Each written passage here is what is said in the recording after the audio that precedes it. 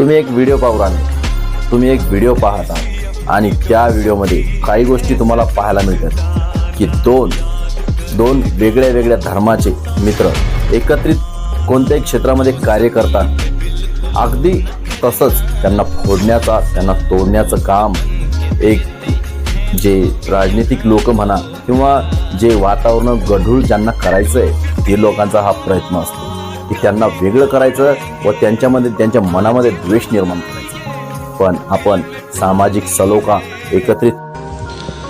हिंदू से नफरत ये कुरान नहीं कहता, भारत की मस्जिदें तोड़ो ये श्री राम नहीं कहता, रोटी का कोई धर्म नहीं होता, पानी की कोई ज़ात नहीं होती, जहाँ इंसानियत हो जिंदा वहाँ मजहबों की बात नहीं होती। हिंदू खतरे में है, किसी को लगता है मुसलमान खतरे में है। धर्म का चश्मा उतार कर देखो मेरे दोस्त, पता चलेगा कि हिंदुस्तान खतरे में है।